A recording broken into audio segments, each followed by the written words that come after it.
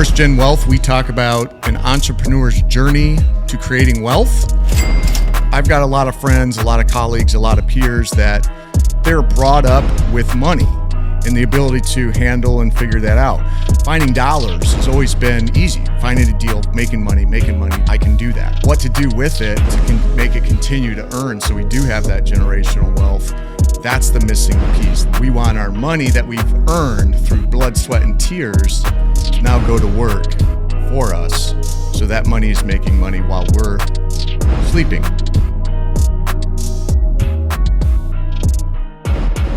Hello and welcome to First Gen Wealth. This is episode 1. At First Gen Wealth, we talk about an entrepreneur's journey to creating wealth. And I'm joined today by my brother, Jim Woodworth. Jim, welcome to the show. What's up? Hey, man. Thanks for coming. I couldn't think of a better guest to have for episode 1. So I appreciate you taking time out of your busy schedule because you, as well as me, we are entrepreneurs working on creating first generation wealth. So the obvious question, I guess, that I've been contemplating is where does this spirit of ours, the both of us having our own businesses, where do you think that comes from? You with Success Group Mortgage, me with Woodworth Commercial, our family. Nobody in our family is in business for themselves. Everybody had jobs. So what are your thoughts on that, bro? Like, what do you think? Why do you think we are who we are? Yeah, I think just seeing a lot of different people interact and how they work, and I think you either have it or you don't. Like, there's a mindset that is created somehow, some way. But I go back to thinking about like our Vernon Vikings football days when we had to sell M&Ms to play football. Right. Shout out to Chuck Herrick. Yep. All the Herricks. Rest in peace. And really, you say we didn't come from an entrepreneurial family, but we really did, because you think about mom's side of the family you've got the flea market crew where Sure. Uncle Billy and Aunt Marcy, I mean, they're hustlers. That's true. They may not be like super wealthy hustlers, but they, good point. you know, they'll buy something for a quarter and sell it for 30 cents all day long. Right. And I think just growing up with like that mindset of, you know, them going to garage sales and trying to find the steal of the day and turning it into, you know, just the smallest of profits. So, you know what I thought of too was when we were younger, baseball cards were a big deal. Yeah. In trading, and we would have card shows in our front lawn, right? Yeah. Kind of forgot about that. Yeah. And so we were forced, and I think even my first job as a newspaper kid was for the sole purpose to buy packs of baseball cards. Like, I needed money because we weren't like rolling in it. No. In Vernon, where we grew up there. But yeah, Jim and I used to do card shows in our front lawn, and then you remember we got in trouble by another mom because we had those mystery Laren packs. Butzler's mom. Yep. Yeah, Laren Butzler's mom came and busted our chops because they were Laren spent all his vacation money on. Well, you were going to you were going to Florida, I think, with the Lowitzes, and it was like, I need to make some money because otherwise I have no money to spend on vacation. Right. And it was just that kind of thing. Like, too, like we did not have anything more than like what we needed. The essentials. You know, it was like, if we wanted to go buy a pack of baseball cards for 35 cents back then, like we had to find a way to get 35 cents. Right.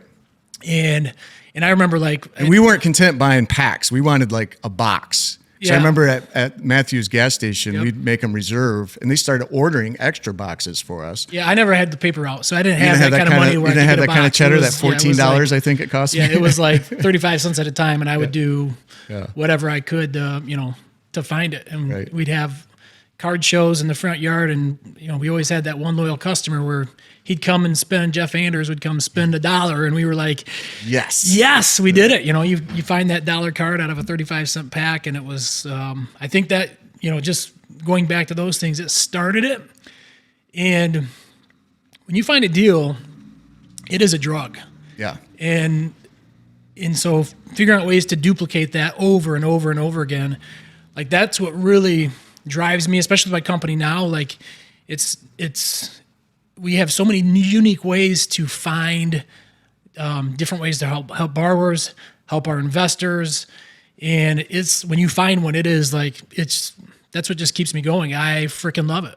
I'm gonna agree with that. the deal junkie phrase comes to mind, and that's how I describe myself all the time. Like, why do you do what you do? Well, I'm on the hunt. I'm a deal junkie, and it doesn't necessarily have to be a deal for me.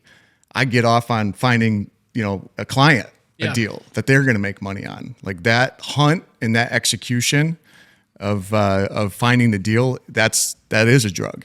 And we've kind of taken those seeds that we planted out of necessity for some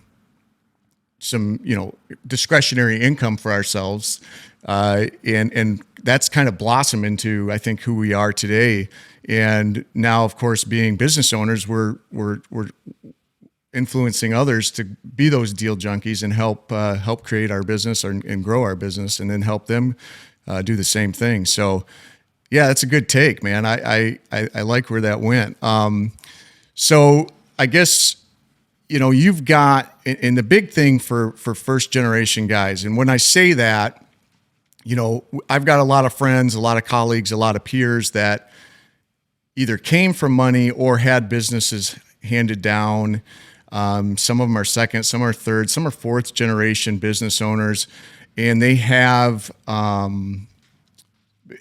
don't know if it's training is the right word, but they're brought up with money and the ability to handle and figure that out.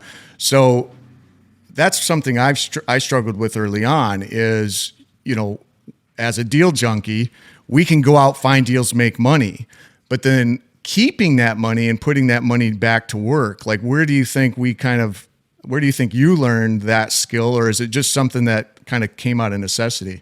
Well, I haven't perfected it. It's a thing that you're constantly trying to get better at. But for me, because I'm just thinking of like some of my things in the past, whether it's a rental property I purchased where maybe I haven't done that and I failed miserably, you learn from your lessons. But now with my company, like I can see like how this company it really sets myself up and all of the people that work with me for their generational wealth. You know what I mean? There's opportunities within our company. We can do so many cool things, but it can't happen if I'm just focused on that deal and then not investing back into the company. So my partners and I, we have not taken any money from the company as far as any company profit. It's 100% gone back into the business. The plowback. And we're 3 years into the making, and like that's hard to do, especially come tax time when you're paying taxes on money you never saw. Yeah. But you need to read the book Profit First. Well, okay. No, I'm serious. Yeah, I'm not much of a reader, so it's tough. I know. I just finished it, and it gives a real good spin on how, and this is just part of the whole learning curve, right? Like, we don't come from this. We don't understand, the path to wealth, and then, like you mentioned, generational wealth, because we want that legacy to continue, either through foundation or whatever. But that idea of income minus expenses equals your profit. And when you just constantly have expenses, you never have a profit. And whether those expenses are growth expenses. So Profit First book kind of tweaks your thinking on that. So I'd give it a read. It's a pretty quick read. And the basic premise is you take a small percentage of profit off of every piece of revenue that comes in first. Yeah. And then what's left is your experience. Well, my goal is eventually I want to do that, and I want to take a lot of profit first. And this is that book, and that day may never come, and that's the whole point, right? Yeah. So, and again, I'm not saying that's the right or wrong way to do things. I'm just saying there's a lot of perspective out there that we didn't have, we weren't privy to, and so we're constantly trying to learn that stuff and become better, because for me, finding dollars has always been easy. Finding a deal, making money, that, I can do that. What to do with it to make it continue to earn so we do have that generational wealth, that's the missing piece. That's that ingredient. So obviously through real estate investment, I found that missing piece. And I just think,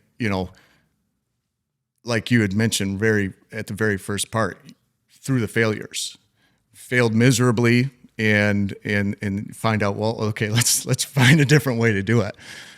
Because I think at the end of the day, What we're talking about is a situation where we want our money that we've earned through blood, sweat, and tears to now go to work for us.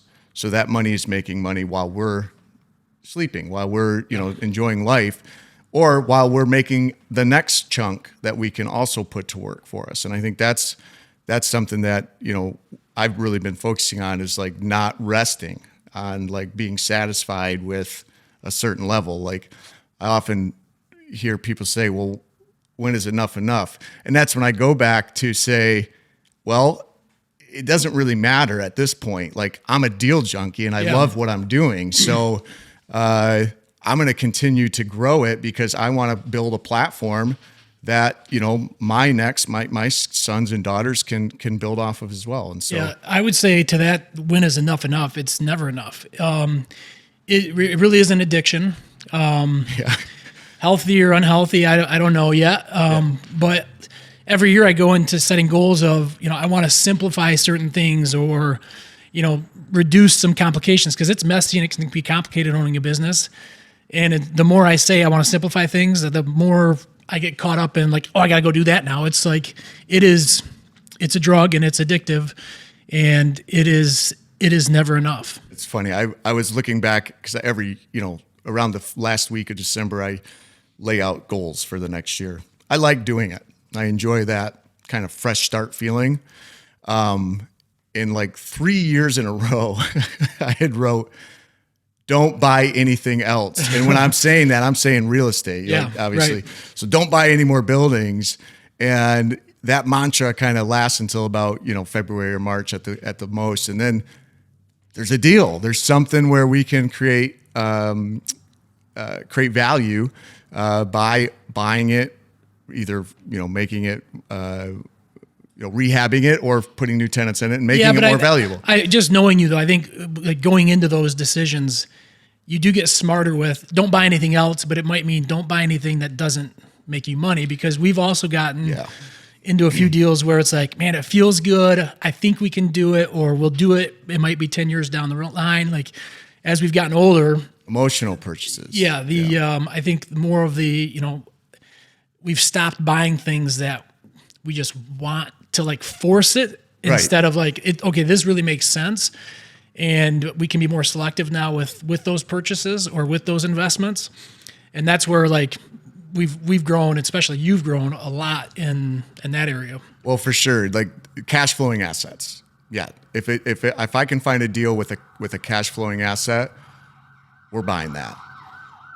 So what the no more buys are buys that require the same capital improvement that the expense did, right? So I think you're right. And actually all those first, 5 years worth of buildings we're now like selling because they were situations exactly as you described. Like they took a lot of effort to put the value into it. So well, we say that, but we just bought one 6 months ago-ish. That's such a good.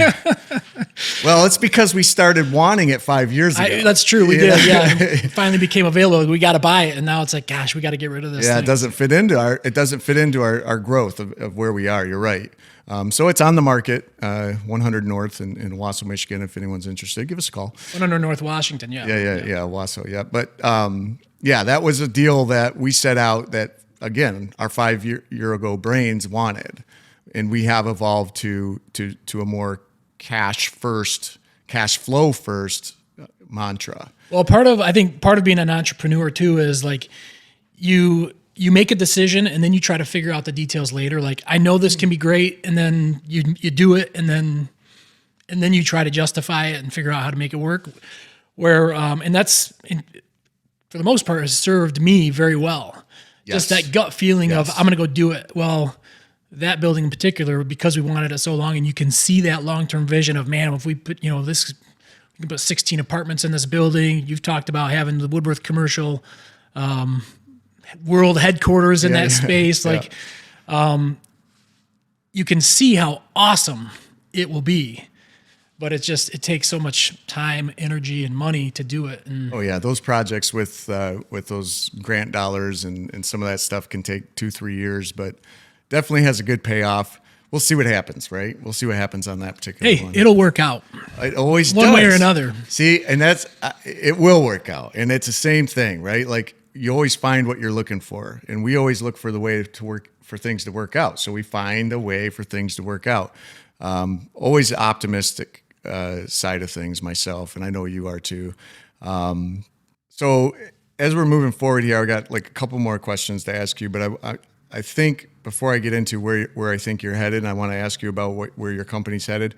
We talked about the deal junkie and how, we came up in the flea market world and just kind of getting that entrepreneurial bug through baseball cards and stuff. But, for the guy at home or the gal at home that is kind of tired of the rat race and maybe wants to start their entrepreneurial journey, and maybe that's an investment journey or just something to help supplement their income, and beginning to build that first generation wealth for them and their family. What would you say would be a good way in or a good starting thing for somebody would say that either has or has the ability to get, a small amount of money, 10, and I say small amount. I know that seems like a mountain to some people, but it is achievable through hard work and some side hustle. If somebody's got 10, 15, 20,000 that they have or can get to put to work, where would you say to go? Well, for me, it's super simple. If you don't own a home, go buy a home. Mm-hmm. And if you don't own a home, I think the best thing to do would go buy like a 2-unit home, because you can get in with very little out of pocket. Right. 3.5% of the purchase price in a lot of cases. And now you can have somebody else paying down your mortgage. And buying a home, to me, it's not just the goal of home ownership. Like, it puts you in a different mindset as far as how you create wealth, how you start looking at different things. And both you and I got our start in real estate. So it's very relatable to me, and it's easy to say, like, real estate is not only like the easiest thing to get into, but it's also the way that the majority of millionaires have made their money in the history of our, Yeah, Robert Kiyosaki, the author of Rich Dad, Poor Dad, said that real estate is the great equalizer, because you can literally anyone can do it. And you tapped on or touched on a really good point, and I think I would say the same thing. Especially to somebody that may be single or single without kids, and quite frankly, I think it would work either way. Actually, the idea of buying a duplex, a 2-unit. My oldest son Dakota did that, and the point is, like Jim said, you can get in for 3.5% down, and live in one side and collect enough rent from the other side that your mortgage, and in his case, utilities, the entire cost of owning that asset is completely covered by somebody else. And then you can use your typical house payment or rent payment to start saving to buy another one. I think that's a great path in, and I think if everyone did that, we'd be a lot better off. Yeah, the other thing too, if you already own a home, yeah, chances are you're locked in at really good terms, unless you bought in the last year. Right. Perhaps you can consider renting that home out and going buying another one. So you can buy your next house with as little as 5% down. It's just getting yourself in a different mindset of letting other people make some of those investments for you. So now you're having that person pay down that mortgage, and the home should continue to appreciate. Your balance continues to go down. You're building equity without you doing anything. Yeah. You're creating a generational wealth, because eventually either you sell it or you pass it down to kids or whatever the case may be. But you're allowing somebody else to make those investments for you. Yeah, I say the tenants are putting money in a piggy bank for you when it comes to equity. Yep. Right. So they're not only making your house payment, but what that's doing, like you touched on, it's reducing your debt. It's adding equity. So it's money in a piggy bank that you're not putting in. So definitely something. Would you recommend, like, I don't know if it would make sense in these markets, but like if somebody had done a refi and say they've been in their home for 10 years and they have a lot of equity and they refied it at that 3% number we had a couple years ago, does it make sense in your mind to do a home equity loan for a down payment on something? I just did it. I think it makes perfect sense. Well, it makes perfect sense under the right circumstances, right? So if it's a cash flowing asset that you can cover your down payment on through equity you have already built, and that next tenant is no, it makes a ton of sense. It's got to be the right property. So you referred somebody to me, and he didn't have a lot of money for down payment, but he had a lot of equity in his house, and he was interested in this, this specific. It was a 3-unit property, and I said, okay, well, we can do this $50,000 home equity loan. It was like rated 9% or something like that, which isn't great, right? But it allowed him to buy this 3-unit property with literally nothing out of pocket. He was going to borrow all of it. And if you're borrowing at 9 and that thing's returning 15%. It's all about the cash flow. Yeah. So returning 50% cash on cash. He balked at it. And I'm like, as I went over with him, I'm like, this makes all the sense in the world. I'm going to do it. If he's not going to buy this property, I'm going to go do it. Did you do it? So I did it. That's awesome. So I bought the 3-unit. I did. Yeah. So Ryan, so you got to do it. I meant to tell him that, hey, like you took your time. So I did it. And then I made an offer on this unit on a land contract. So I ended up getting better terms on the majority of the debt than what the market has to offer. That's awesome. And put less money down. So, land contracts, people. I think that's our specialty. I think you're going to see more and more of that as these interest rates are higher and stay steady at this point. And I say higher. Historically, they're not. We have a recency bias, right? Yeah. These recent rates make us biased to the new rates, and it's 6-7%. That's not. I mean, you can make money with those rates. Yep. It had been done for decades, and they were doing it when the rates were 10%. So this isn't bad.